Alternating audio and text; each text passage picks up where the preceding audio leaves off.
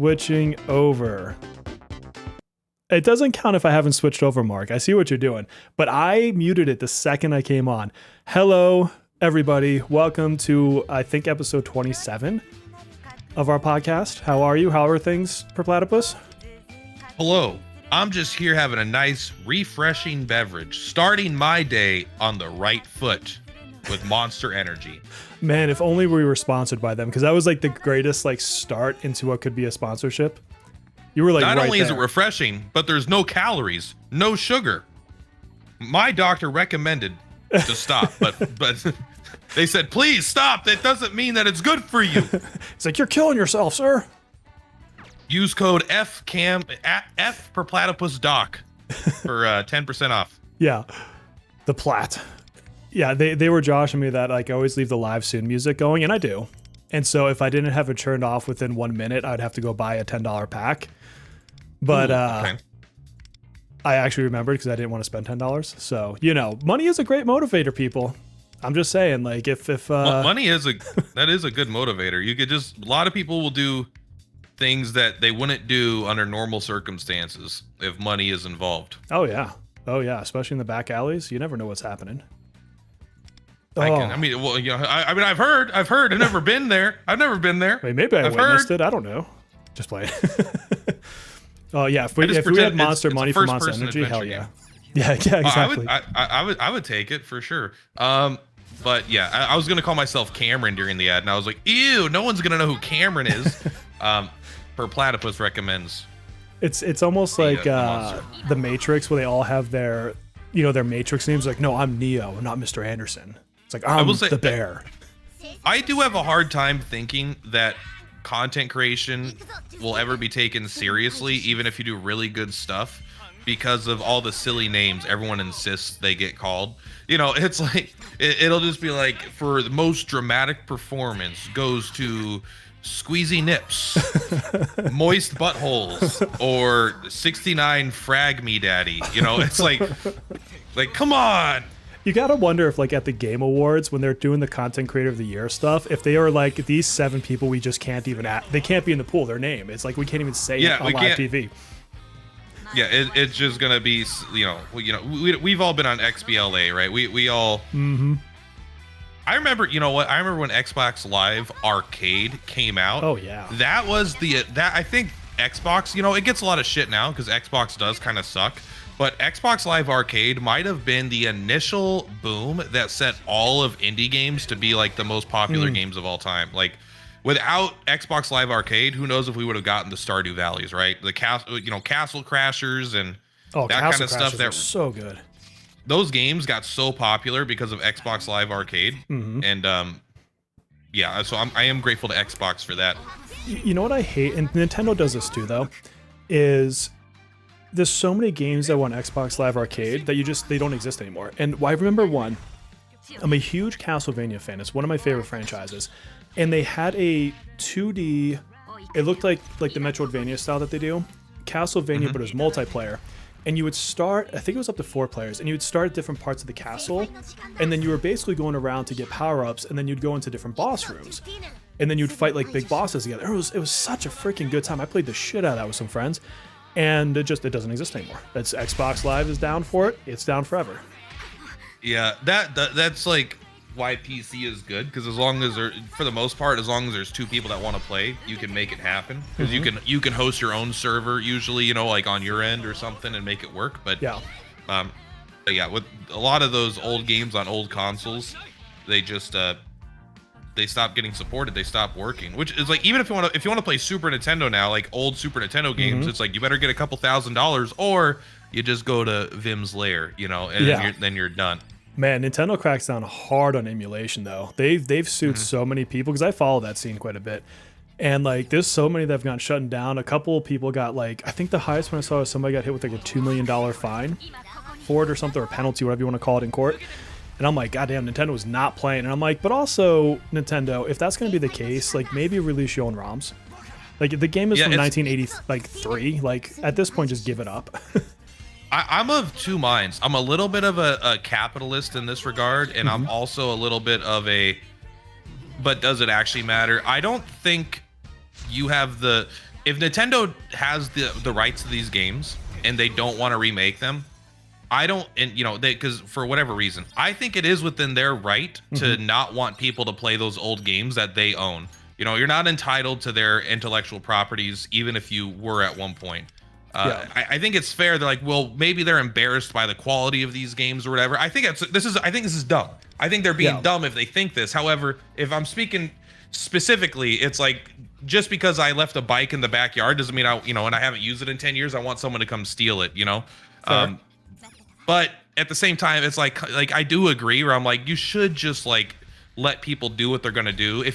I think making it inconvenient is enough. I don't think you need to make it inconvenient and crack down on the people willing to do the inconvenient stuff. It's already a fraction of people that actually use emulators and actually go through the effort of doing that. Yeah, not many people think it's like, oh, just download emulators. That you don't realize it's like people don't even know how to program. I was gonna say their VCRs. People don't take those steps. They definitely don't know how to program their VCRs.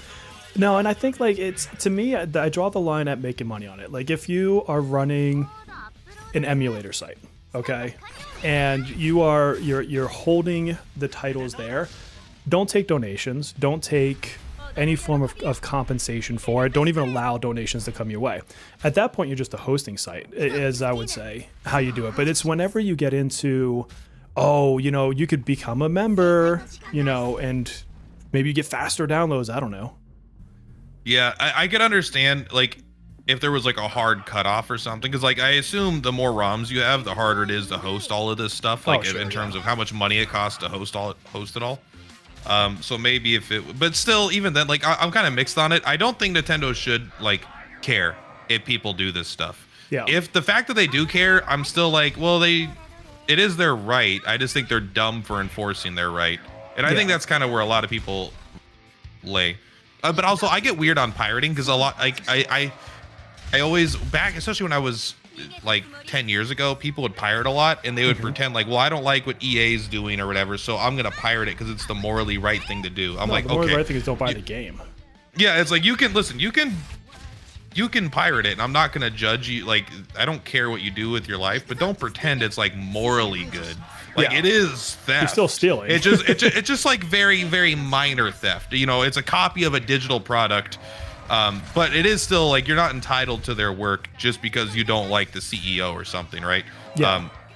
But again, like I don't actually care that much if people do pirate. No, and where I take it to be shitty on the company's part is like the law behind ROMs is if you own a game, you are free to have a ROM of it at any point in time because you own. Like I have, I don't know, a box of video games over here. So like let's say I had Final Fantasy 3 on the Super Nintendo, I can emulate the shit out of it because I actually own a version of that has been paid for. But I can't distribute it. That's part of the law. And now you have companies, I'm trying to think of who, I think EA does this and a couple others, where even when you purchase a game from them, it now states in their TOSs that you do not actually own it, and they own all the abilities to turn it off and take it from you without any compensation. To me, that's shitty. Where they're like, hey, fuck you. 100%. Well, it's now moved to you're not buying the game, you're buying a license to use the game, right? Exactly. And so that is a bit of it. I don't know how much it's been tested and how much it would hold up in court. Like a terms of service isn't allowed to break the law. Like you don't need to follow a terms of service to the point past where it goes through the law. So who knows? Like they've probably crafted this pretty carefully so it doesn't break the law. Sure. But but some people take NDAs and TOSs so seriously. Like they said that I have to steal coconuts from my store. It's like, no, you don't have to do that. You don't have to listen to it when it says to break the law. They lose their right there. But yeah, I mean, that's why whenever I emulate a game, I go buy a physical copy, like off eBay. Whether or not it works, I honestly don't even care because I don't have a Game Boy Color, and it doesn't have a Game Boy Color, and I'm not going to try to get a Game Boy Color. So like, I'll have a physical copy, and then I'll emulate it because it just runs better on the PC. It's easier to make content for. For sure. Cool. So I should tell everybody we are probably not actually going to talk much about Persona directly because Platt and I have talked about this for a while. Like we want to cover things that are more than just Persona. Obviously, there's times when we'll talk about Persona. or Persona as a console game or whatever. But we both are doing a lot of other games these last few weeks and these next coming weeks that aren't Persona 5X. So we're probably going to spend more time today talking about that. Not saying I won't answer questions or he won't answer questions if you bring them up in chat. We might just ban you, I guess. But but yeah, no, we want to start expanding this into more content. So don't be shocked if you're hearing us talk about things that are not Persona right now. Yes, I haven't turned it on since the new update yet, so I don't have much to add regarding the new content. However, I could talk a lot about stuff I know nothing about if I need to. I have a lot of you play a game for a long enough time and you're like, you can pretty easily predict what things are going to be like. They'll have a new character sometime. Maybe even a new weapon. That's true. Yeah, it's like, did you know there's a new character? What do you think is the here? Let me answer this. The next 20 characters, are they must pull? Probably not, but your account will be stronger if you have them. Do you need them A1? Probably not, but they'll be more fun if you have them. Should you get their weapon? Yeah, but maybe not before they're A1. It's like you basically just summed all of Persona 5X character pull videos. It's like, yeah, here's my opinions. And it's like, I could restate that every time a new character, and I will, and I will continue to do that because it is still fun to talk about stuff. Yeah. But there are certain things that are very predictable. Although one thing one thing about Persona 5X I am curious about. And I don't want to blow smoke, but there was multiple times you hyped up this palace boss. You're like, trust me, people are going to struggle on this palace boss. Is this palace boss harder than the other ones, or was this something that was easier than you were expecting? So this is what threw me off. I thought they nerfed him because there's two very main mechanics in this boss fight that I never saw. They didn't hit me, and apparently I did so much damage I phased them out of an entire phase, which is kind of what happened in Palace 2 with Yusuke, to be honest, because I remember I was filming that one, I'm like, oh, he's dead. I'm like, what happened to this whole mechanic? And then I was talking to some other people, and other people are like, no, we saw that mechanic. And so I think that I just overpowered it. I had the twins as healers with Tempest and the new Katone, and they just fucked it up, man. The Palace isn't ready for that. The twins on healing is like a 90% plus damage boost. Yeah, passively, like it's so much. And not to mention they do an insane amount of damage themselves, right? Yeah, even on healer they do a lot of damage. I don't use Minami almost ever unless I'm in a specifically light based team or holy team, whatever it's called in this game. Like they've replaced all my healing slots because they beat Minami. They are just better. Yeah, and even the Guardian one. Even the Guardian one does piercing as well. So you could run like I have been kind of curious to run Fox. Like Fox, you can't run the 4 that I want. But let's say because Fox is passive piercing, he has passive like 20. Then Minami can give him piercing, and the twins give him piercing. So he's at like 50% piercing, just like straight up at all the time. And I'm like, this is gonna be so good. And then it's like, but he still is gonna do no damage comparatively. Yeah. He didn't even do that much damage when he came out. Like it was good, but it was still like obviously less than Joker. Who Joker is now not obsolete, but yeah, semi-obsolete if you don't have him A6. Yeah, he doesn't really hold up as much anymore. He can still be used. And there's always the Astrolab, whatever argument for every character. But yeah, they had said that if you were below level 70, it was scaling.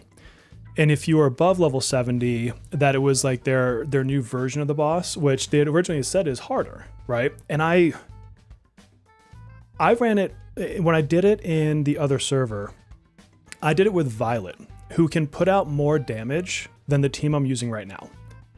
And I saw every phase, and the third phase I almost failed in.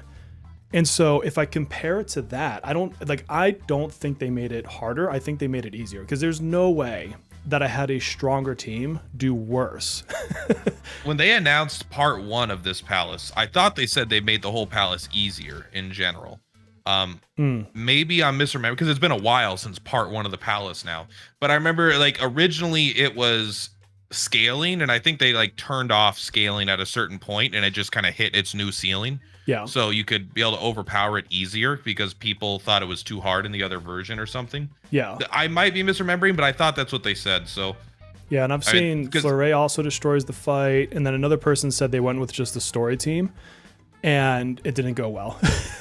So there's still some challenge in there. Yeah, other people like he heals. Yeah. Like, you know, he has an entire phase where he draws in your health and he like heals himself, and then you have to hit this like swinging wrecking ball on a construction truck that swings around and hits him, and then you can damage him again. If you don't outpace his heals, you will die. That's how it works. That's the whole mechanic. I didn't even see it. It didn't even pop up for me. That's so funny because you can already envision what they intended originally, right? It's probably like Howler came out, and Howler's the only character I think they released that like reduces healing received, right? Is it Howler that does that? That does it's Howler. Debuff Howler, and healing? I think does Lufel have it too? I think Lufel, Howler's the main one, but his is like maybe small. I don't think Lufel had. Maybe it's one of the awakenings or awarenesses that I'm not thinking of, but I don't think his base kit had anything like that. Yeah. But that is funny to think. Yeah, I'm sure Howler was meant to counter that mechanic, and now it's like you just blow him up, just kill him. Yeah, he was so soft compared to what I remember. You know, but I still get people that tell me they're stuck on the Palace 2 boss, and I'm like, if you're stuck on the Palace 2 boss, then this boss is going to destroy you. I'm sorry, he will. I mean, there's a point where it's like, are you level 20? Because yeah, you probably will. Like, he's probably literally impossible at level 20. Yeah, he's probably literally impossible at level 40 even. Maybe not at that point. I don't remember what level I was. Yeah, but it was like 50 or 60 they wanted us at for that fight. It's like user error at a point. Like, it's not this is the thing. The difference between a hard boss and an easy boss a lot of times in this style of game is not based on the mechanics. It's based on the numbers behind the mechanics, right? Like the first boss, Palace boss, they could make it really hard for Kage if they just make the numbers high enough. But it's unrealistic because mechanically he's not very complex. But the Palace 2 boss is mechanically much more complex. Like, it's much less like you're just gonna auto it because you attack the wrong thing and you get punished pretty severely. And he has a phase where like he has a lot going on. He'll mind control somebody. He'll do like transitional. When you hit him down to 0 HP, he'll get a free turn to deal damage. If you attack AoE instead of single target, he'll like counter that. So he has a lot of punishing mechanics. Yeah. But his numbers aren't very high. Like you could easily brute force it without having to think about it. Yeah, for sure. You know, it's funny because I think the first really difficult content, if you will, that people getting thrown by. You know, it was on stream last night, but it's the new Astrolab, because there's a couple stages I can tell that they're targeting for Chinese New Year Rin, just by the way that the mechanics are written and just knowing the characters. And I did the left side, and there's two fights. There's a purple node. I'll pull it up on screen so that everyone can see what I'm talking about. There's a purple node that wants resonance damage, and so you've got Yui, Fox, and the new Wind Katone, what the hell her name is. And Sepia does mostly resonance damage, but it's all single target. I think that's like all single target though, for the most part. Yeah. And I brought a real team. Like, I brought my A2 twins, my Frostgale Katone, the new Wind Vast, and Futaba. Like, that's a legit team. And I did it on the last turn. Like, I did one shot it, but I had to, like, there was no room for error in that one. So if people haven't been pulling, they're going to get screwed on that stage. I say screwed, they're just not going to be able to one-tap it, right? And then the red circle, I wasn't able to beat it last night on one. And it's because I used some units that I want to use in it in earlier stages, so I just need to wait till next week. But this is actually the first time that I've sat back and said, I can't, with what I have, because I used my other characters, I don't have the tools to beat the stage. And again, I have every tool in the toolkit. And so I'm having to wait a week because of the stupid refresh timer. And let's keep in mind, you're like a $200 a month spender kind of thing too. Absolutely. Like that's not whale, but that is not that is like hefty dolphin, I would say. Yeah. I'm anywhere I would say from it's in the 250 upper to 3 percentages. somewhere in there, yeah. And so, you know, I've got a lot of people sending me messages or asking, they're like, oh, you know, how do you beat this stage and this one? How am I gonna do it in one shot? I'm like, you're probably not. Like, I hate to be the guy to tell you, but Astrolab is not made for free to play. It just isn't. No. Like, or you've got some ungodly luck in pulls. I mean, I guess maybe in that position, if you've got every character because you just have amazing luck at pulling, fine, then whatever. You could say that you're free to play. But it at the very least requires you to pull a very wide roster. It's so spongy. Like the part that kind of made me feel like I don't like. So I mean, I like some aspects of it, although I do feel like it's just like Diet Guild Boss in a lot of ways as well. It's still like there was like I think on last Astrolab, the far right node, where it's like you're supposed to use the Haru team, right? Yeah, I have the Haru team, but my Haru isn't built very well because I don't know. She just became too meta and everyone is using her. Our guild had a really high rank one, so I never really had to build my own. Yeah. So my Haru wasn't built very well. Could not get through the fight in one shot. So I just went through a series of every AoE team, including relatively built ones. I used my Joker team, not close. I used my Fox team, not even close. I used my Ann team with an A6 Ann with her weapon, with like very, very well built. My most built launch character by far. Not even close. And then I one tapped it with the twins, no problem. Like the twins just went bop. And the twins didn't even listen to the mechanic. The mechanic was all about using the same element or whatever, like multiple times. It was like for each element on your team of the same element, increase that element damage. And I was like, the twins just did almighty and just killed them. Like it was close, but it was like double the damage of my other like quote unquote meta teams. Or not my meta teams, but like the teams you would think of to bring there. Yeah. Well, luckily, you don't need to one-shot all the stages. You need to one-shot all the stages besides the boss nodes, and you'll still get 90%. You'll get 100% of the super relevant rewards and like 80% of the semi-relevant. Like the gold stuff is not as relevant. You'll get all the purple stuff, right? Yeah, exactly. And I think I honestly think most people need to just prepare themselves for that to be the situation. Like even me to the point of me being a spender and a very, I would say, respectable spender at that. You know, like what they said, let's just average it to 250 a month is probably a fair assessment. I think even with that, I'm struggling on the hardest node this time. And,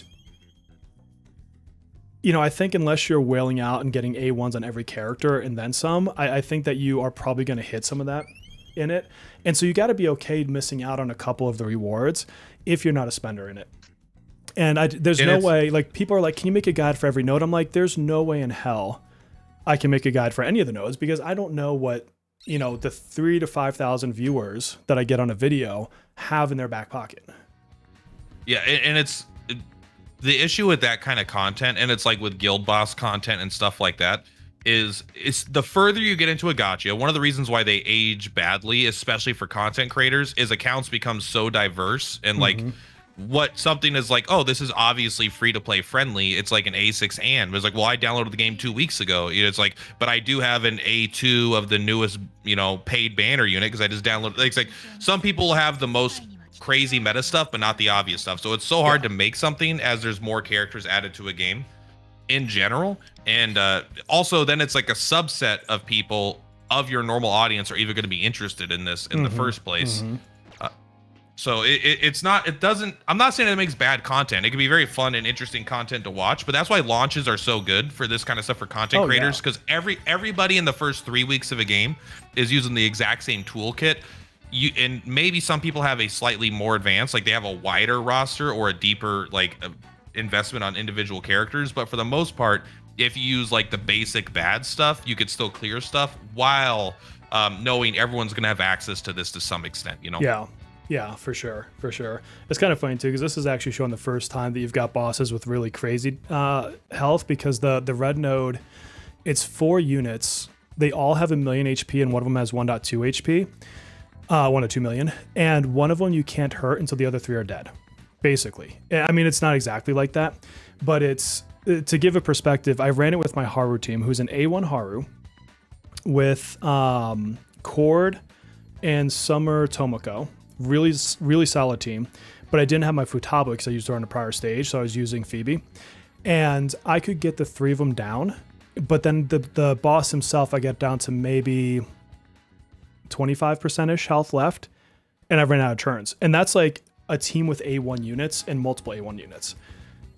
And people also, they shouldn't forget, like A1R0 or whatever is like very good, but you have to have all your, you know, your I's dotted and your T's crossed. You need to make sure the cards are good on every character. You need to make sure have their skills leveled. You need to make sure that that they're fully leveled. Like, because you get a lot of power from A1, but the base power of like making sure their mindscapes have been invested in, right? Yeah. You need to do all this or else the A1 doesn't matter. If my Haru's a great example. I have A1 R0 Haru and she sucks. She does no damage because I haven't done her cards, I haven't done her mindscape, and I haven't leveled her skills. Yeah. So she's like, even though she's on paper, she looks kind of like she could be impressive. It just doesn't function. Yeah. So make sure you're fully investing into all that stuff. I would say before you pull dupes, you know. You're See if you reminding might me to actually go in get there it. and actually like do some for Mindscapes. I meant to.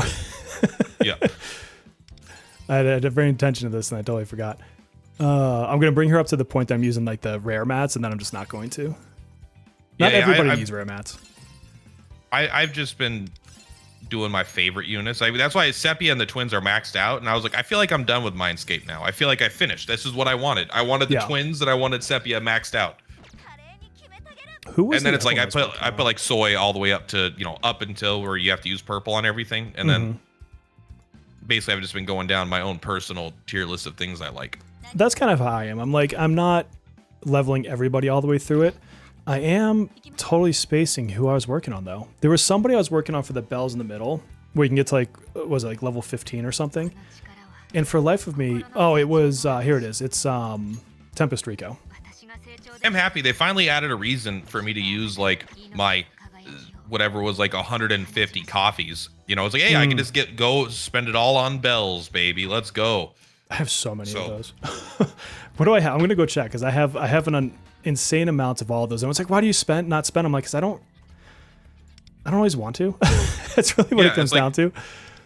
I have, you ready for this? I have 114 of the 60 stamina ones and 100 of the 30 stamina. And then, man, that's a lot. Yeah, if I look at, but almost every one of my characters is 80/80 at this point. So it's like, I haven't really needed it for mats. So I need to just spend a day just running through it. And then on the city stuff, I have 53 of the 5 action points, 5 of the 2 action, and 47 of the 3 action points. But I can guarantee I haven't crafted on my Asim team. So like that one, I actually saved because I knew they'd eventually do this update where you can skip all the city stuff. So they put in, I'm not sure if you saw this, but the skip mechanic, right? Yeah. So now it's like I don't have to spend a year watching, you know, fucking crepes getting made. And so I don't care. So now I can like blitz, and I just watch the character story parts. So now I might actually just spend an evening sitting on the couch, chilling while, you know, the family's reading books or something, just pressing the button, just rank all the characters up. More than anything, my least favorite thing in the whole game was always when it's like Wonder has to go to bed and I have to wait like 30 seconds before I can make progress. Every time I got to that where like it was like the nighttime thing, I'm like, I'm done. I'm not using it anymore. I'm not using any more of the energy drinks today, I guess. I don't want to do it. Yeah. But I'm happy that they've kind of started fixing that kind of stuff. For sure. Or at least addressing it. Just for like old players, right? Like we don't need that shit every day. Yeah, it was super annoying having to deal with all the sleeping, and I wish there was like a thing where I could just pick also skip the school day. Like I don't want to see the school day anymore. Just give me the 7 int and let me move on with my day, or knowledge or whatever it's called, you know? Yeah, exactly. Oh god, now I'm using I love that they brought Tanaka into the game, but now I need to remember which seeds are if I'm not at the right store. That would be, you know what, that would be nice because I can never remember which stores. Like I just stopped going into the stores. And also like I know it's like I haven't been as serious, but it's like I don't even buy the awesome tea anymore. I'm just like, it's in the red light district. I can't teleport directly to it. I'm not walking over there. I can't be asked to walk that far. I already have like 42 of the marathon drinks. I'm like, I'm not using them. All right. Yeah. I'm actually going through his shady shop right now. It's kind of fun to see. Although I don't think he has Takemi stuff in here. Not that I usually use. That's what's weird too, is they still haven't given us the ability to use the items and guild boss and stuff like you have in the other servers. I don't know why they're holding that back. Oh well. Items and guild boss? Yeah, so like, you know, like if you want to use like a healing item, you can't do that in guild boss or SOS. Oh, I guess, I mean, that doesn't feel like it would matter, but I guess it means you could focus less on healing. A lot of people bring like Cord to be the healer.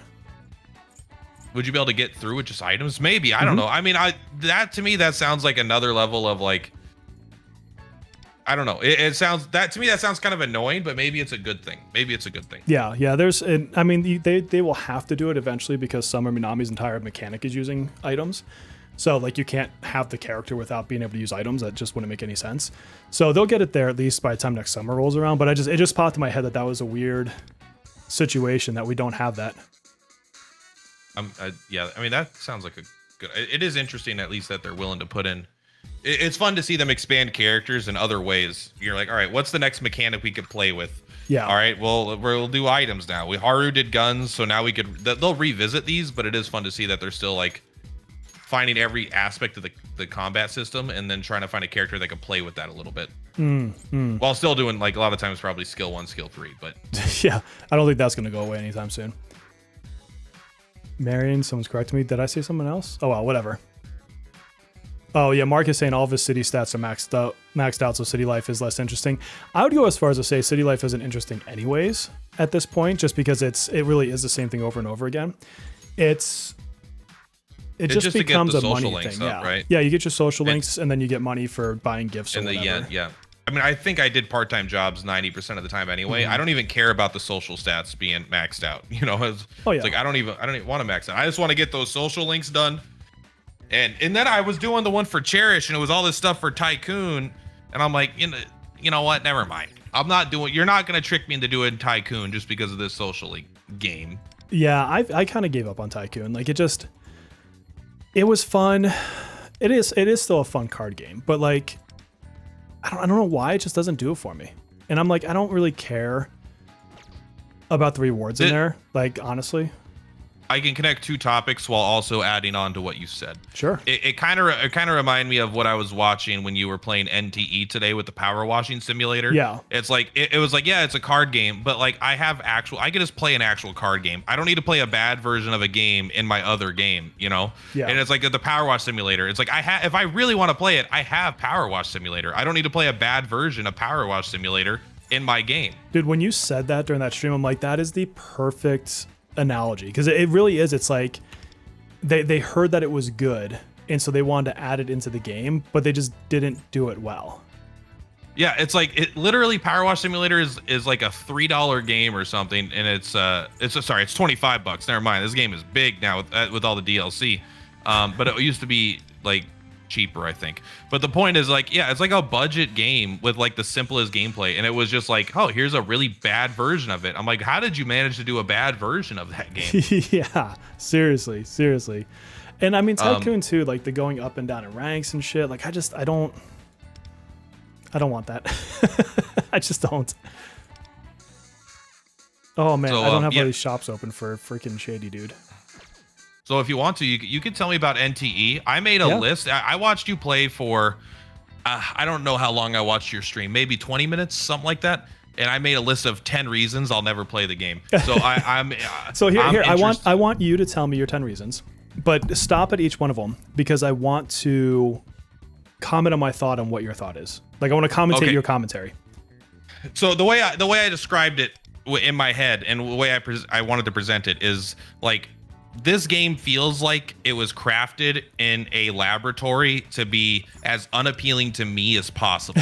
It feels like this game was specifically designed to not be a per platypus game. Now, thus, that means some of these reasons are extra petty. Some of them are like semi-unfounded in the sense that I don't really know how deep the combat's gonna be, kind of thing, right? Like, of course, you've only played the game for 20 hours. You don't know the combat gets good after 150. Maybe it does, okay? But I'm just gonna let you know this is my impressions after 20 minutes, all right? It's NTE, crafted to be a game that I dislike. Number one, terrible name. I was gonna go into your chat, and I first thing I typed in your chat, I was like, Gacha gets released with a not shitty name. Challenge impossible. It's like every Gacha. Chaos Zero Nightmare. Dumbest name of all time. Persona 5, okay. The Phantom X. That's stupid. Mecha Rushi. Etheria Restart. Neverness to Everness. These are the worst names of things that I hate names of gacha games. Yeah. And Neverness to Everness is definitely up there as one of my least favorite ones I've heard. I will say I have no idea what the name is supposed to imply. Like, at all. Like, it makes like I did all the prologue missions, like where you were introduced to the story, and I still couldn't tell you for the life of me what that is supposed to imply from the story. I 100% believe in my heart of hearts the name comes after they decide on an acronym that hasn't been used by another game yet. They find a game like CZN and they're like, what? Okay, CZN hasn't been used by anyone, has it? CZN, if people say CZN, they're not going to confuse us with another game. Like PoE is Path of Exile and it's Pillars of Eternity. We don't want that to happen. So they're like NTE, okay? What about NTR? No! Okay, NTE. So, and they're like, then they come up with a name that, and they're like, well, let's make it rhyme. And then they did that, right? So I'm 100% convinced they come up with the acronym first. So I want Mark, remind me your comment after Perplatypus says his 10, because I don't want to taint his 10 with your comment, but I think it actually might sum up part of what I think about the game. So, all right, keep going, Plat. All right, number 2 is this, and look, this is not unique to this game. I want to be clear. This is just one of many reasons, things that annoy me about games and about these kinds of games, and this one also has it, so it's another dock against it. But it has waifu bait vibes. All right, CZN is my least favorite part about CZN is the waifu stuff. Every girl's got massive tits, and in this one, it's like the girl you're using is like, oh, want me to hurt you more, daddy? I've got legs twice the size of my torso, and my tits are twice the size of my head. And they move around. They're just like, it's just like, okay, this is like waifu bait, which is like, see the bad part of that. You can actually invite them to live at your apartment, and when you do, like Mint, for example, because he's the only one that's like the right level to be in my apartment. She puts on like almost like a nightgown, and you can walk up and hug her. It definitely puts that right on top. Like they're like, nope, come over here and see jiggly boobs and hug her. I want to clarify, I know CZN is bad at this, and I like CZN.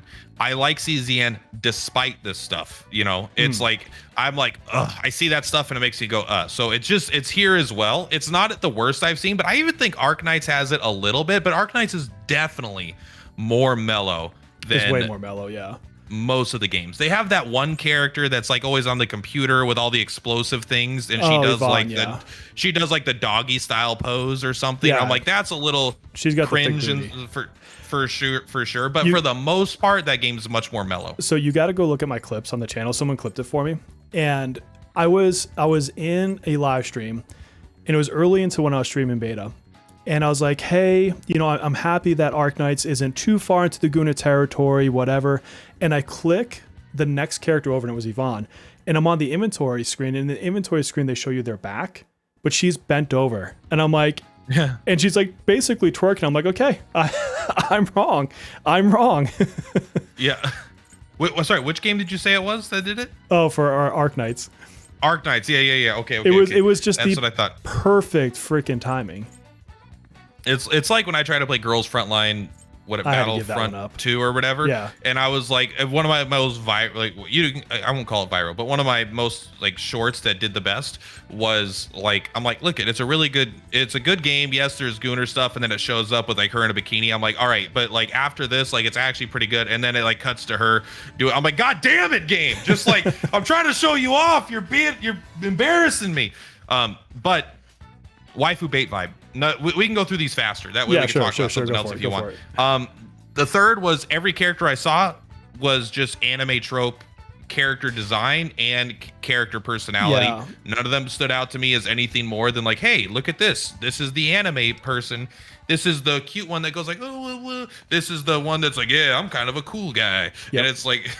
It was like, all right, these all felt like I had seen them before 100 times in some other IP with slightly different variations, but it all comes together to be the same like recipe at the end. Yeah, and it's one of the things that I brought up too is I'm not accusing them of using ChatGPT, AI, art, or anything, but every one of the characters to me felt like if you typed a certain anime theme into ChatGPT and then somebody went in and drew on top of that 3 or 4 accessories. And like, oh, we got the cat girl, but now let's add this thing on her left shoulder.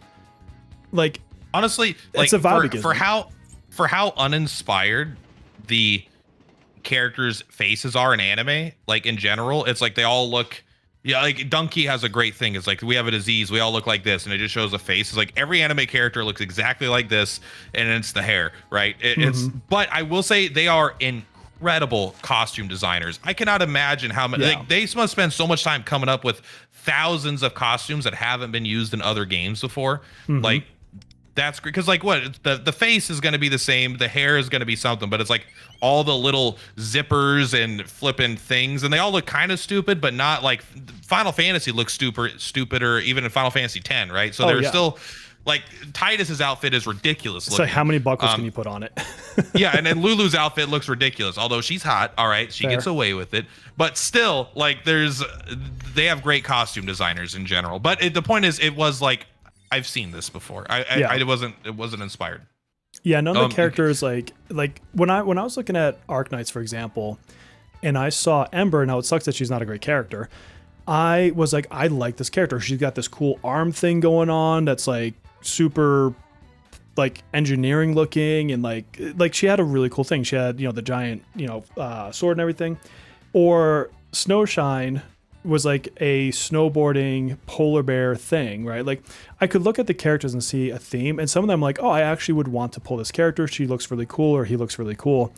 And in Arknights, like not Arknights, in NTE, you get a selector, I forget when, after like 40 or 50 pulls on the standard banner, and you can get any of the S characters from the standard pool, like every gacha game does. I looked at every one of them, and I'm like, I don't feel a thing for any one of these characters.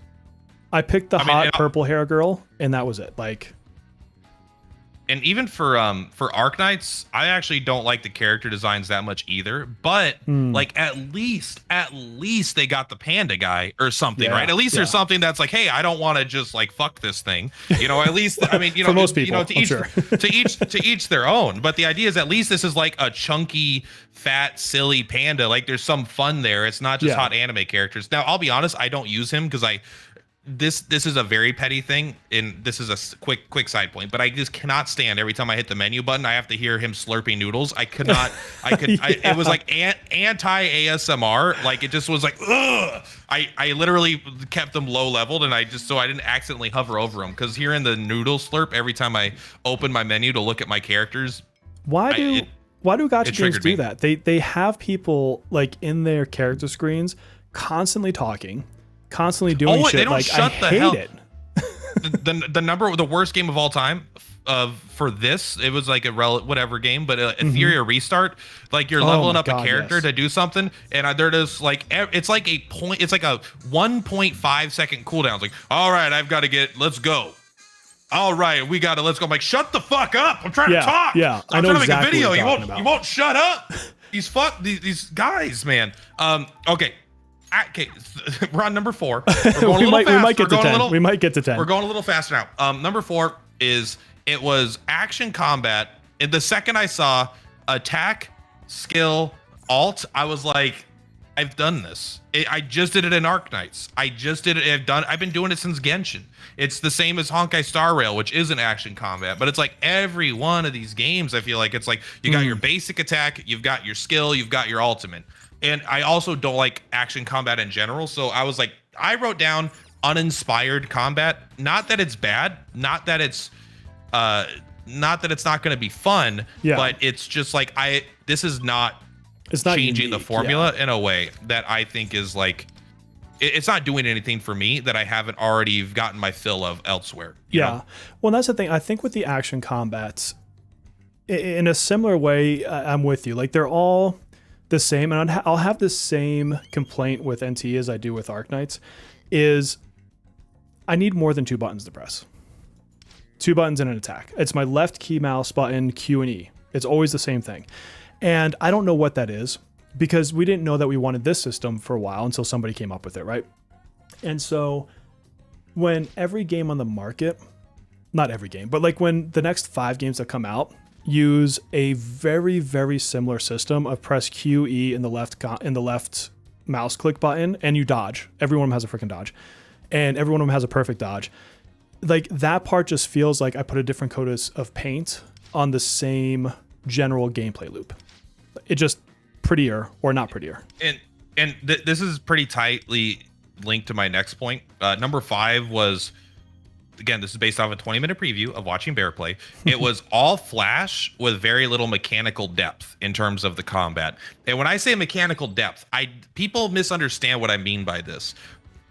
When I say people, I mean maybe it's 1 out of 100, maybe it's 80 out of 100. I just see the comments where they're like, it has a lot of mechanical depth. It gets very difficult. You have to really closely consider your teams for synergies and stuff like that. That's not what I'm saying. I'm saying, like, when I'm talking about mechanical depth, I mean like in like Elden Ring or in Path of Exile, like Path of Exile 2, I could spend an hour deciding between passive 1 and passive 2 out of 10,000 passives, right? It's like, I need to really build my characters, and when I build my characters, I earn the flashiness of a synergy working. This is just like, you hit a button, there's a cutscene, a big explosion happens, you get a bunch of damage. Whether or not you could, get more damage by doing things in a specific order, it's just a very different, like, it's still shallow mechanically. Yes. Comparatively to the other kind of games that I play a lot of times. So that was like, okay, I just like the second I see a skill that goes like, you got to level up this skill to level 10. Now it does max damage. In Elden Ring, I'm constantly changing my build based on items I find. And even though it's still dodge and attack, all the work that goes in behind that makes that feel very satisfying. And the moment-to-moment decision making. Like, what people don't get about Elden Ring, they'll say it's just dodge and attack, just like the action combat games. No. But it's like, it's so much about positioning and trying to avoid damage, and like it's kind of like Monster Hunter, right? There's a lot of mechanical depth in Monster Hunter, where it's like, it's not just dodging and attacking, it's really deciding when you go in, how you use your attack, which of these 4 attacks do you use, which chain do you use, which body parts do you aim for, and these games just don't have that, especially like the RPG ones, like turn-based ones could do that a lot better, especially Palace 2 boss is a great example of a more mechanically deep boss. But what I saw is, like, from these types of games, the action games, there's just not a lot of mechanical depth, in my opinion, based off the 20 minutes that I saw. Yeah, I mean, I would say that it has a couple additional mechanics that you don't have in, say, Arknights. They both have, like, the parry mechanics and everything else, but the way that you switch characters in to try to, time it into, like, that window, because, all these games have, like, the red circle, and you got to hit the boss before the red circle, and then it, like, staggers them. It has that too. But if you sub your character in when that's happening, it's like that timing element. Do I think that that's going to redefine the action combat of gacha games? Not at all. And so I still kind of think the combat is about as easy as it is in Arknights. And neither one of them I've seen having significant challenge. Maybe NT is a little bit more robust in that regard. But yeah, it's still not, like you said, Monster Hunter, and I love the Monster Hunter series. Monster Hunter, I think, is a great example of, you can do something unique and mechanically interesting that can appease the different people, because you've got, the greatsword user, you've got the bowgun user, you've got the horn, you've got all these different things that, are you at the end of the day just pressing buttons? Yes.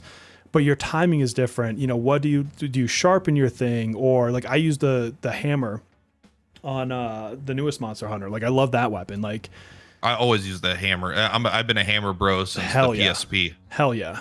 But yeah, I think that this game, the game definitely,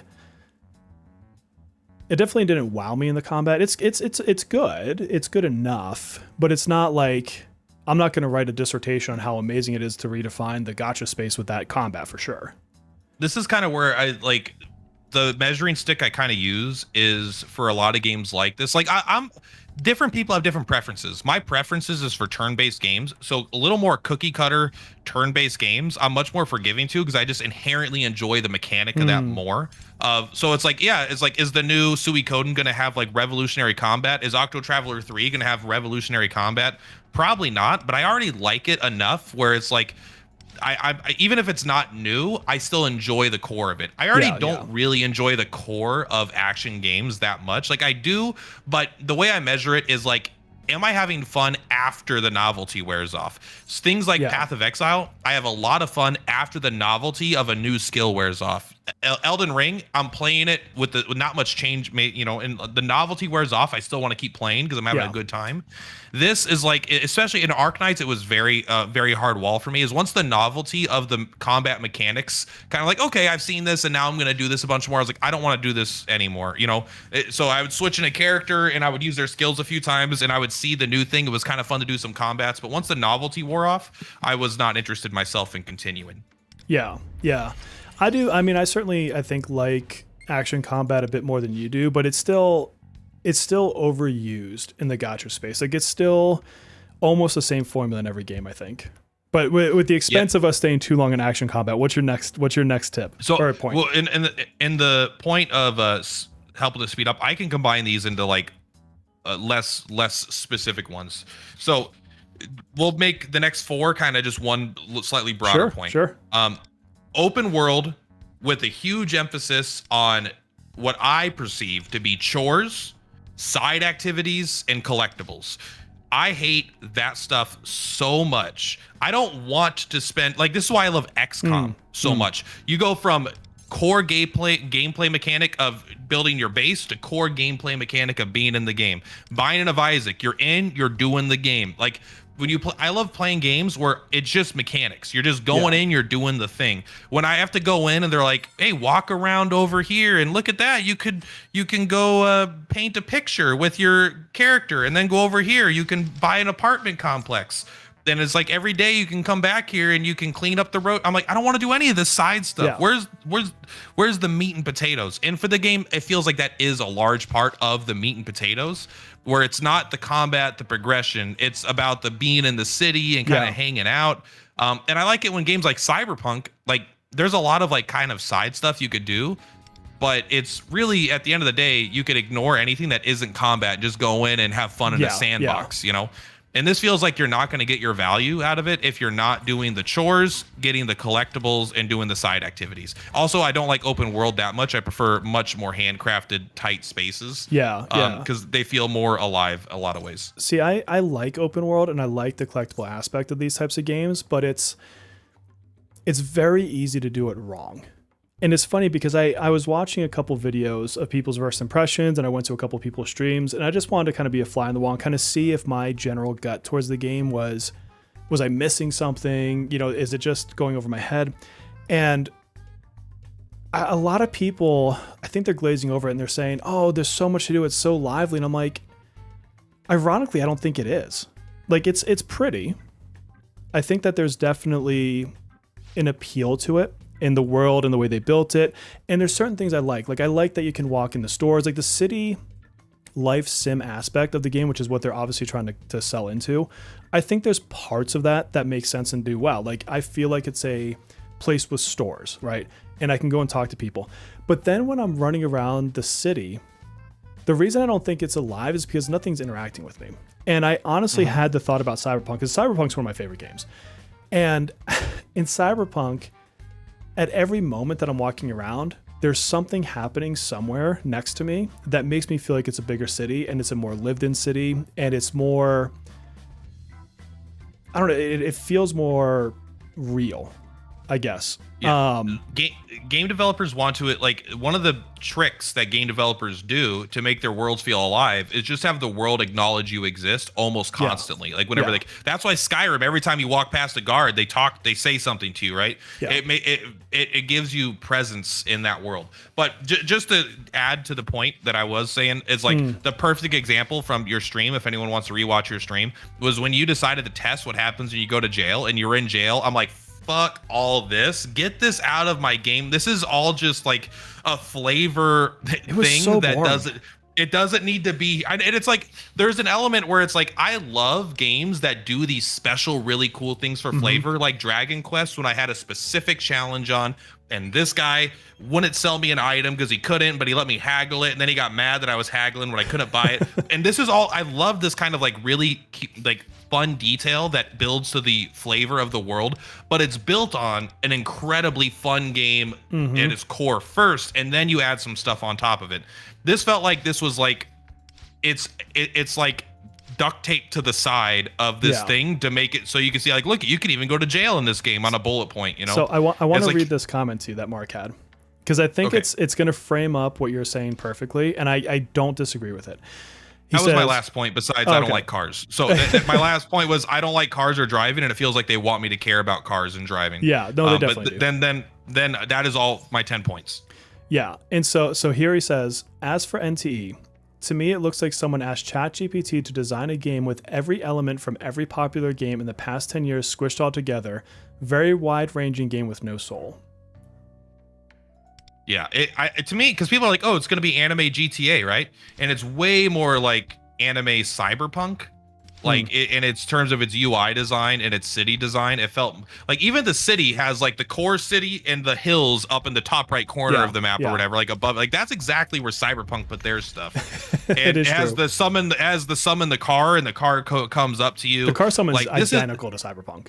Yeah, it's like this feels more even the color of the line when you need to go something, and if you're in a car, it'll give you the line for the car, and if you're on foot, it'll give you like the line for how you could walk there. Like it feels very, very cyberpunky as opposed to GTA in its world design. Yeah. As far as its gameplay goes, a little more actiony. I bet that's probably less cyberpunk and more the GTA, like robbing a bank and stuff. But like you said, like it feels like they just mashed these like huge popular games together, and then they like they forgot to add anything that they wanted to do. They just were like, hey, let's combine things that we know other people like. It always works out. Hey Redmaw, I'm gonna answer your question in about 5 minutes, okay? Because I actually haven't answered that specific question. I'm not gonna tell it to Platt yet though, unless he's watching. Okay. Chat. Go ahead. I'm not watching the chat. I just wanted to say, so that is why I went through this game, and in a very short amount of time, I was like, this game is crafted not for me. This is like, I was a hard out, because I was kind of curious because it's been hyped up for a while. Yeah. And it was a hard out for me once I actually saw it in motion. But now, if you want to, you could tell me where I'm wrong and how you feel about the game. Maybe you agree with me. I don't know your opinions yet. No, I think I might have meant, you might not have been on the stream at this time, but one of the things I mentioned is, sorry, I'm gonna click this Made Cafe. It feels like each aspect of the game is 80% of what it should be. Like the power washing simulator, 80% as fun as it should be. The driving, 80% as fun as it should be. Like nothing was wowing me with the exception of one thing, which unfortunately I played for 2 hours yesterday off stream, and I recorded the whole thing and the video corrupted. And I lost all the footage, which sucks because there was a part I wanted to show, and there was a story time or a scene or whatever the hell you want to call it. And the personality and the emotion they did in it, really cool.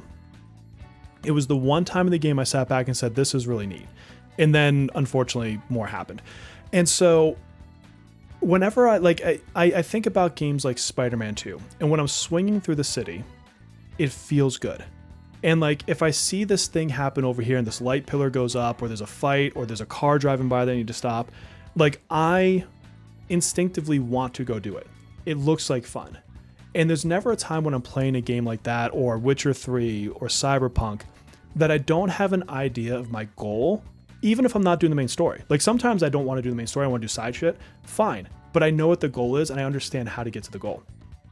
I can't tell you how many times in NTE I couldn't figure out what the hell the goal was or where I was supposed to go to figure it out. Like the whole multiplayer thing. I'm not sure if you're watching when I tried to do multiplayer with CJ. I got about halfway through, and then I was like, all right, I'm gonna go do something until the stream. I was hanging out with my girlfriend, but I saw it was like, how do I do this? How does this work? You know? Yeah, and it's stuff like, and like a lot of those things can be fixed, of course, right? I mean, they can go through and be like, okay, you know, we'll add a tutorial here, we'll make a big flashy button there. So a lot of that stuff is redeemable, but there were times when I was playing, and I think someone said soulless, and I think that might be a good way to describe it.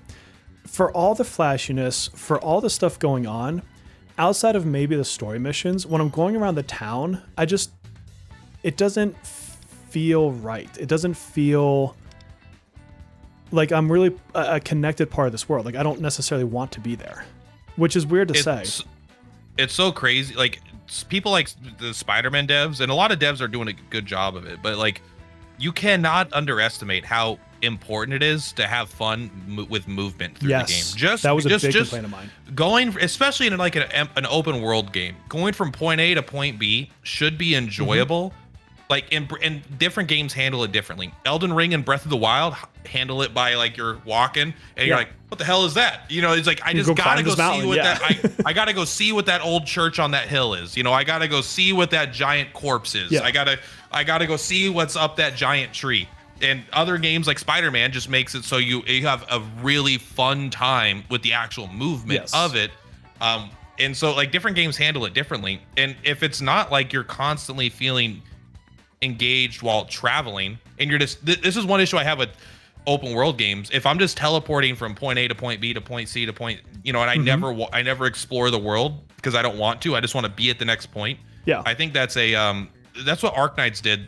I think much better. I don't think it's perfect, but it's like I was excited to explore the map in a lot of ways. Yes. I was excited to put the power lines, and then when the zip lines were up, I'm like, this is cool. Then once I was done, I didn't want to do it again because the area is kind of like dead. You don't need to go back to it really. Yeah. But still, the initial time was a lot of fun. Yeah. I think really this, quick, I just want to say, Yeah. really quick point. When I was watching, when you're about your 80% point, Yeah. when you were like trying to go to jail and you're like, you're going to crash this car into this car. And I saw this, I was like, you're going full speed. I was like, Yeah.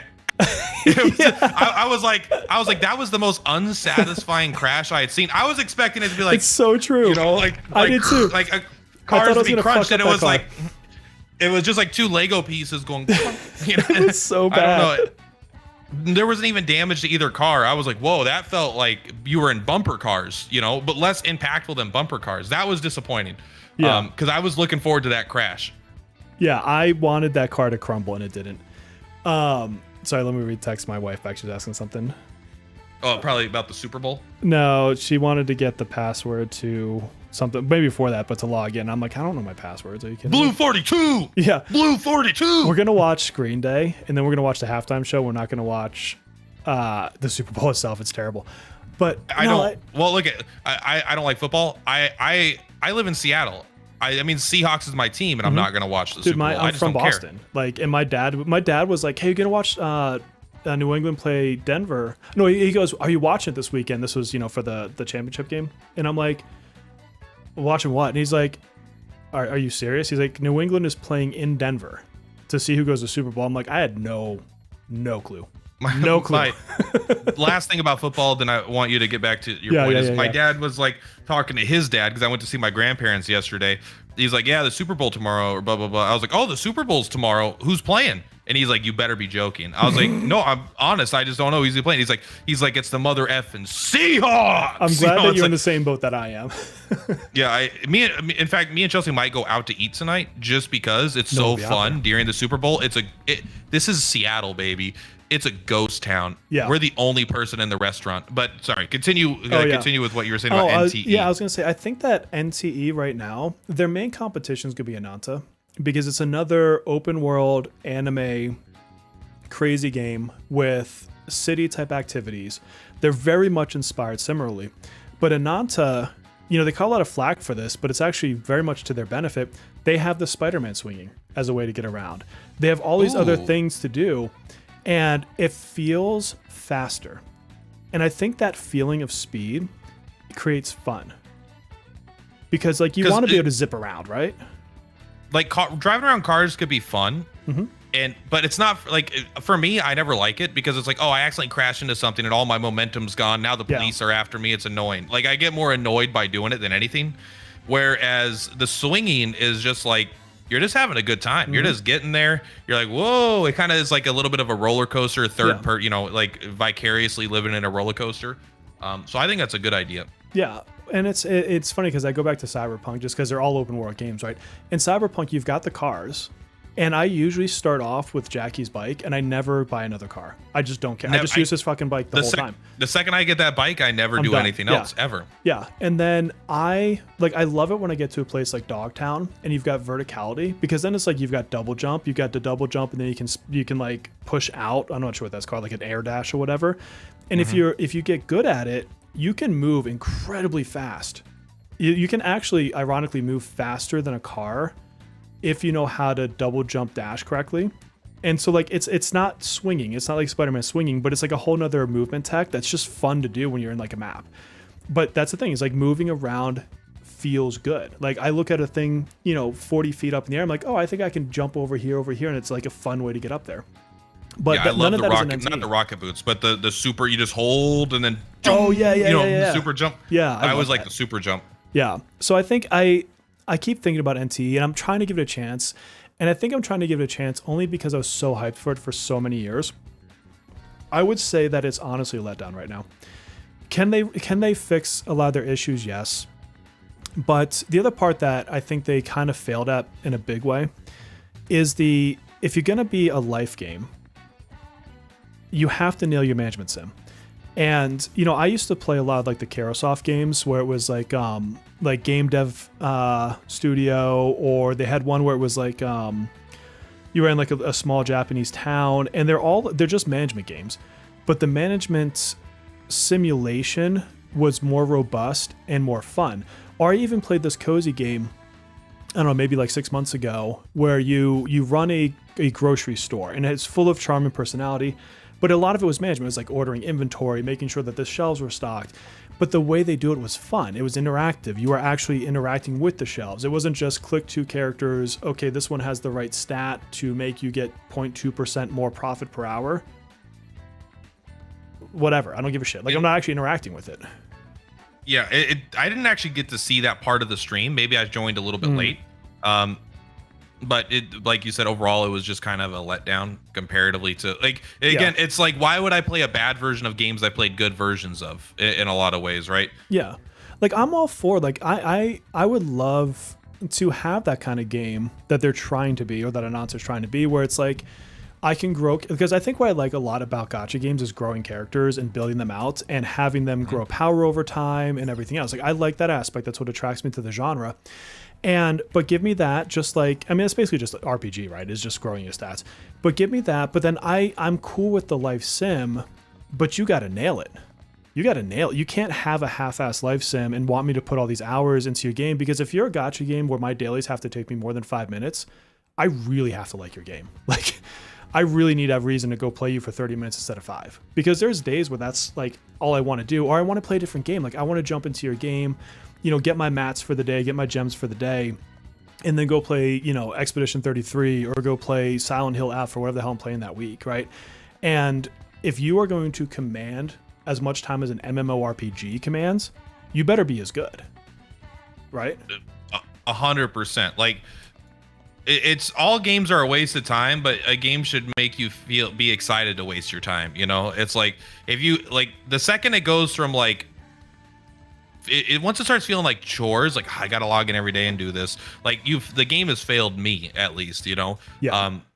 Time is spent, and that's why it's like, I've spent hundreds and hundreds and hundreds and hundreds of hours in World of Warcraft, and I don't regret any of it, because it was all a waste, and I loved it. It was so fun and enjoyable.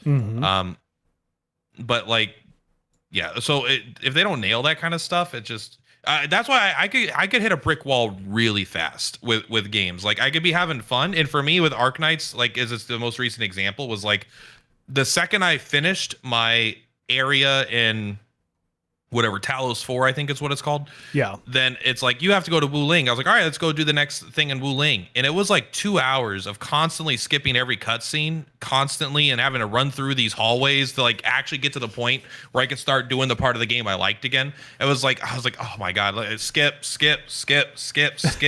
We got to get out of here. Skip. Boss fight. Okay, for one, tried it with a non-meta team or whatever. Skip. And it literally took me like an hour and a half to 2 hours to get to a point where I could be at Wu Ling and get to the point where I could build my factory again. And by then I was just like, bro, I'm out. I'm afraid you're going to make me do that again in the future. I know 100%. And like, I'm just very much a mechanics first guy in so many ways. And so when a game forces me to do something I don't want to do, they better either nail it or make it optional, Yep. So a question came up. We're going to move off this topic because a question came up and I want to share it. Because Ed Redmaw asked because you like XCOM, will you be playing Mugenics? And guys, I got to show this to you because we had already teed this up. I already have right here on my screen the trailer to show. So I'm going to play this, Platt. So hold on a second. News. All right. That child that went missing a few years back is also missing. Mrs. Mary Winston Mr. Jones could not have any Oh, children. you can't hear my stream, can you? When her It doesn't matter. I've seen all the swimming, things. You just let me know when it's done. above Yeah. Just killed them. Sad though it was, there's a silver lining. They bought 2 little kitties at the pound. The tabby started humping and it led to quite a something. Now a blissful family unit is found there. The house is all a bustle with feline fur and muscle, and the Joneses' hearts have truly learned to sing. The only problem now is they're just not knowing how to keep those kitty titties in a sling. This trailer is Slipping on ridiculous. some poop in the bathroom Is it the black pussy hallway, limited No, to it's sleeping where they on the adopt the porch. cats. Neighbors Okay, throwing okay. bottles at their heads Sorry on sorry for any, Fridays. Maybe they should virgin kill them. ears. They should have had some children. Try some IVF for vitamins or yoga or a colon cleanse. The Joneses just aren't making friends. Those kitties are the bloody end. If they hadn't named them, it'd be swell to flush them down the drinking well. Their life's become a living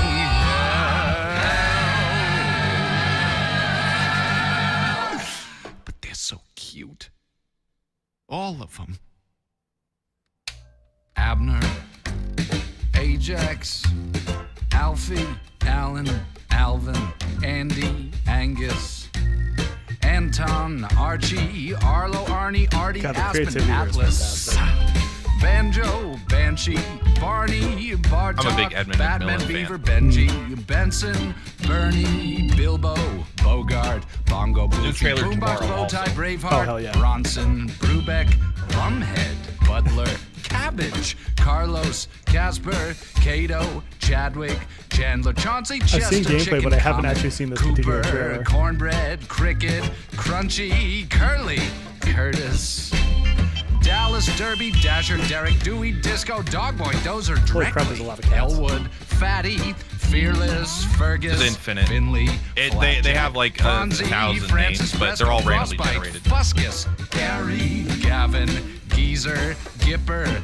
Gizmo, Gobble, Grimble, Guido, Gumby, Gustav, Haddock, Harold, Harvey, Hedwig, Herbie, Hobson, Hopscotch, Ian, Igor, Ivan, Jasper, Jelly, Jesus, Jimbo, Jesus. Jojo, Jordach, Jumpy, Kirby, Larry, Lennox, Lewis, Liam, Linus, Magnus, Mandrake, Marvin, Maynard, Mickey, Monkey, Moses, Mustache, Nobby, Nomad, All right, this is just going through names. I'm going to pause it here.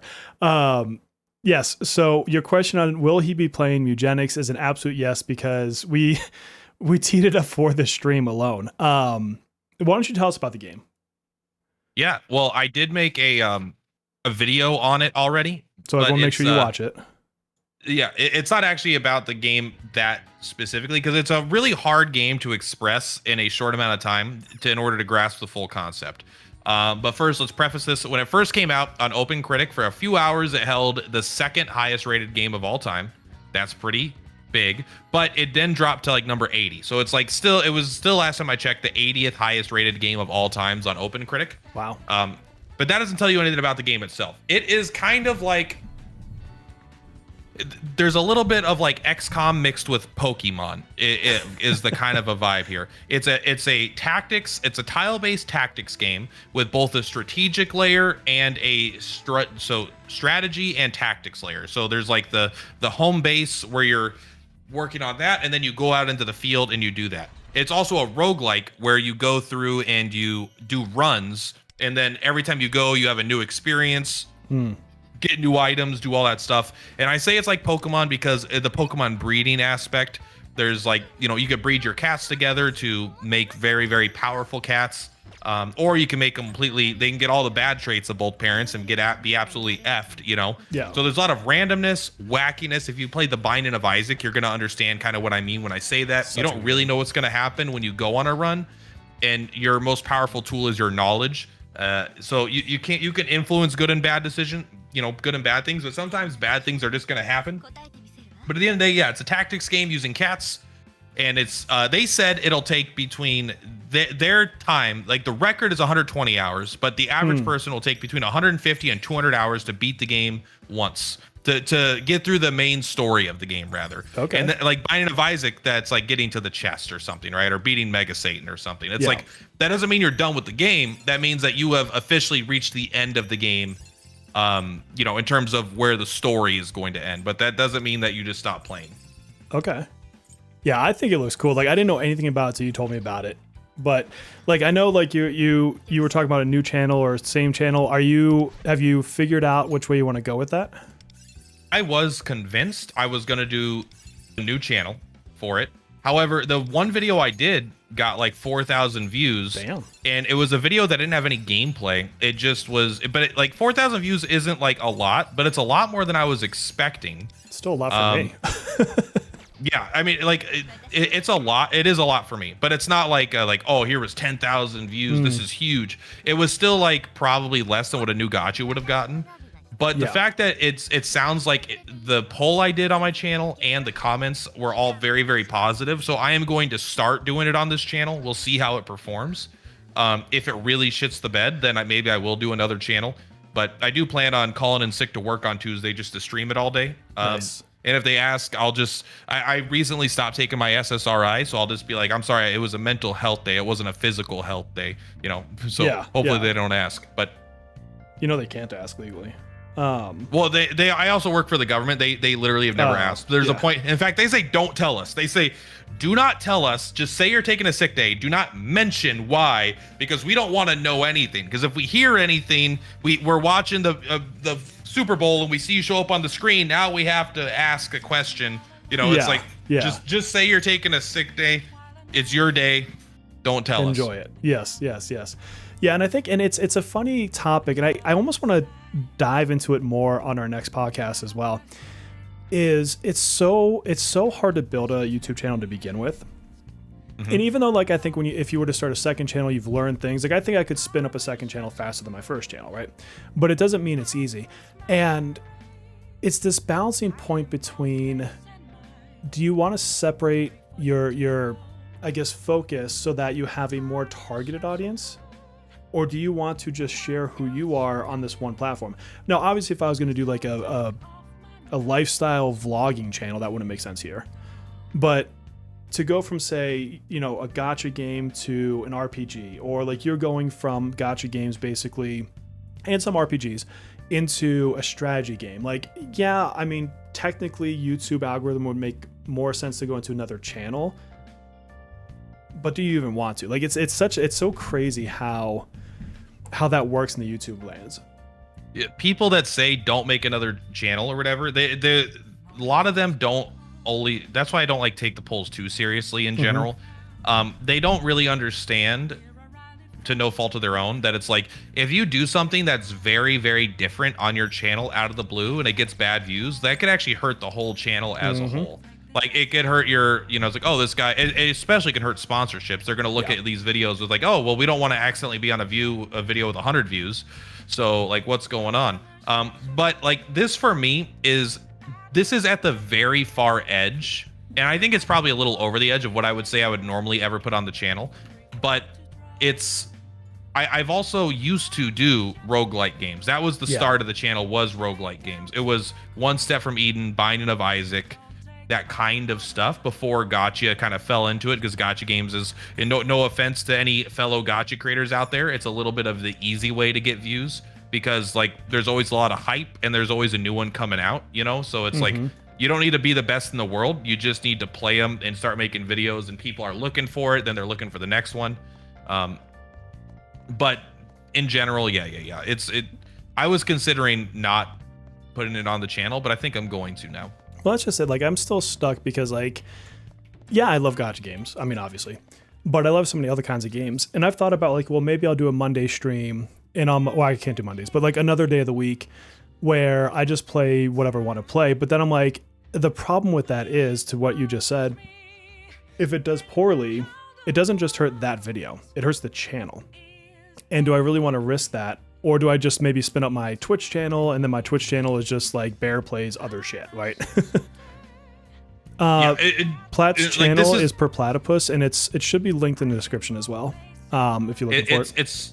like it's easy to say just do what you want on your channel, and I agree with that. I think you should, but there, you do reach a point where it's like, let's say I make between $500 and $900 a month on this channel, sometimes a little bit more, sometimes a little less, depending on the month and the games.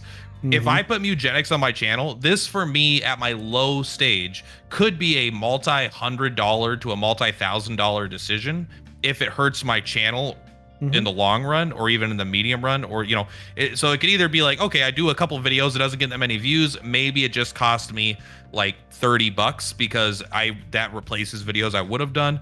But it could cost me thousands of dollars over the next 12 months if it actually causes people to like unsubscribe and stuff like that, right? Oh, yeah. So it is really a decision to make. And this is what I'm saying about, if you truly love something, it is okay to just keep it something you do for fun forever and never try to make money from it. Because once money's involved, it always changes it, whether you think it will or not. Yes. It's 100% true. And that's why like there's a lot of games that I don't play on streams. Like when the next Final Fantasy comes out, I won't play it on stream, not because I don't love it and it's not my favorite franchise, but because I don't want to have to deal with the nonsense of Square Enix copyrights and having that burn my channel. Like this channel, to your point, it's one part passion, but one part it does give me some cash into the family, and I can help do this, that, and the other with the kids because of it. So it does bring that up. You're not wrong. And it's like when Dragon Quest came out, right? And this is really what my passion is like single player JRPGs and like in games like that. And there's a point where it's like, no matter what happens with these views, I am going to make these videos because this is really what I want my core identity to be. Yeah. Is when big JRPGs come out, I play them. And if Square Enix is like, well, all your videos are demonetized, I'm like, whatever. I'm not going to not make my videos because of the money. So there are some things that I will make regardless of money. But there are some things also where, I don't know, you have to make these decisions on your own, right? When it's your channel, you got to decide what you want to do. Yeah, 100%. Well, hey, man, I'm going to drop the podcast here to go see the family, as a matter of fact. So I missed Green Day's performance, but apparently they weren't that controversial, which I thought maybe they would because of, some of their songs and how Green the US Day is. Yeah. But I'm going to go. They should have got Rage Against the Machine, bro. They would have lit it up. God, I couldn't imagine them doing this at this period of time. There's a reason they weren't hired. They probably haven't been hired that much since they went on the public broadcast in the UK and just started swearing. And they're like, we asked them not to do that. It was really funny to listen to they literally, I'm sorry, I know you have to go, but it's like asking Rage the Machine to censor their song and not swear. Not gonna happen. The band is called Rage Against the Machine, and the last 13 lines of the song are "fuck you, I won't do what you tell me." Yeah. It's like, what were you? Of course, you could ask them, and they might even agree. Why would you believe them? Why would you believe them? Seriously. Awesome. All right, man. Well, everybody, why don't you sign us off for everybody? Guys, I hope you're looking forward to Mugenics, and I hope Bear really turns. I hope you like NTE. Whatever's next for Bear's channel, I hope you look forward to as well. Anita, I need a better game to play. Am I right? Anyway, guys, that's all for today. Much love. The Pear and the Bear are per Plowdypuss. We will see you on the flip flops. Bye, everybody. And we are done streaming. Okay.